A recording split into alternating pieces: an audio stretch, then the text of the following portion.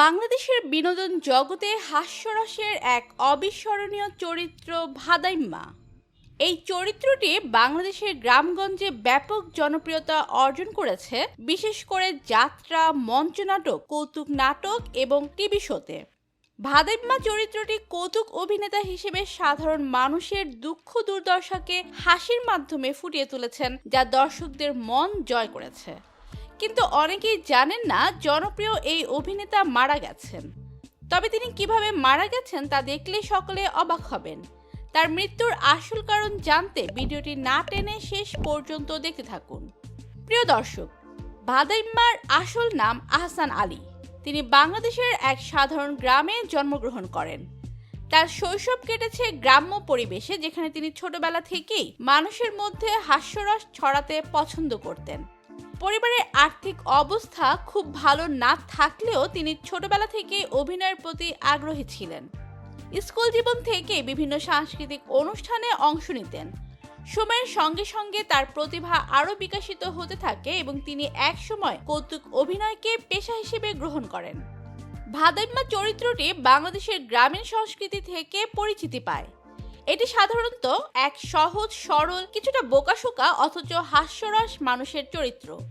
তবে এই চরিত্রের মধ্য দিয়ে সমাজের নানা অসঙ্গতি এবং দারিদ্র্যের চিত্র তুলে ধরা হয়।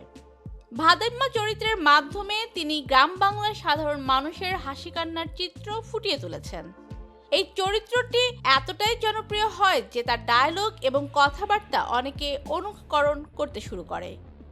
বিভিন্ন সামাজিক অনুষ্ঠান, মঞ্চনাটক, ইউটিউব ভিডিও এবং টিভি শোতে ভাদাইম্মার কৌতুক উপস্থাপন করা হতো। তার জনপ্রিয়তা কেবল গ্রাম কিংবা শহরেই সীমাবদ্ধ ছিল না, দেশের বাইরেও প্রবাসী বাংলাদেশিদের মাঝে তিনি ব্যাপকভাবে পরিচিত ছিলেন। তার ভিডিও ও ডায়লগ সোশ্যাল মিডিয়াতে ভাইরাল হতো এবং তিনি দেশের বিনোদন জগতে একটি গুরুত্বপূর্ণ নাম হয়ে ওঠেন। টেলিভিশনের পাশাপাশি ইউটিউব, ফেসবুক এবং অন্যান্য ডিজিটাল মাধ্যমে তার জনপ্রিয়তা দিন দিন বৃদ্ধি পেয়েছে। বাংলাদেশের বিনোদন ইতিহাসে তিনি এক বিশেষ স্থান দখল করে আছেন। ভাদাইম্মার অভিনয় জীবনের শুরুটা সহজ ছিল না।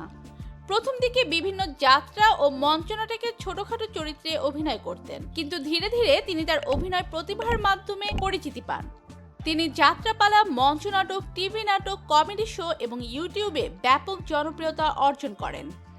ডিজিটাল যুগে এসে তার ভিডিওগুলো ব্যাপক জনপ্রিয়তা পায়। তার জনপ্রিয়তার পেছনে তার হাস্যরসাত্মক ডায়লগ, চেহারা এবং অভিনয়ের ধরন বিশেষ ভূমিকা রেখেছে। ভাদাইম্মা ছিলেন একজন সহজ সরল মানুষ। তিনি সংসারে ছিলেন এবং তার স্ত্রী, সন্তান সহ গ্রামে সাধারণ জীবনযাপন করতেন। তার জীবনযাত্রা ছিল গ্রাম বাংলার সাধারণ মানুষের মতোই। তার বিনয়ী স্বভাব এবং হাস্যরসের কারণে তিনি সকলের কাছে অত্যন্ত প্রিয় ছিলেন। ভাদাইম্মা প্রায় 10 বছর ধরে ব্লাড ক্যান্সারে আক্রান্ত ছিলেন। তিনি অসুস্থ থাকা সত্ত্বেও কিছু সময় পর্যন্ত অভিনয় চালিয়ে যান।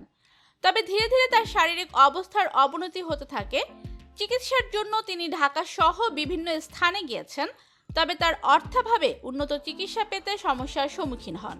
শেষ জীবনে তিনি প্রচণ্ড শারীরিক দুর্বলতায় ভুগছিলেন এবং চিকিৎসার জন্য অর্থ সংকটে ছিলেন। তার পরিবারের সদস্যরা এবং শুভাকাঙ্ক্ষীরা তাকে সাহায্য করার চেষ্টা করেছেন, তবে তার অবস্থার উন্নতি হয়নি। অবশেষে তিনি বার্ধক্যজনিত জটিলতা ও ক্যান্সারের কারণে মৃত্যুবরণ করেন। তার মৃত্যু বাংলাদেশের কৌতুক ও বিনোদন জগতের জন্য এক বিশাল ক্ষতি। তার চলে যাওয়ায় শুধু তার পরিবার নয়, বরং পুরো দেশ একজন প্রতিভাবান কৌতুক অভিনেতাকে হারিয়েছে। ভাদাইম্মা ছিলেন একজন অনন্য কৌতুক অভিনেতা, যিনি তার অভিনয়ের মাধ্যমে কোটি মানুষের মনে স্থান করে নিয়েছিলেন। তার হাস্যরসাত্মক ডায়লগ ও চরিত্রায়ন তাকে অমর করে রেখেছে।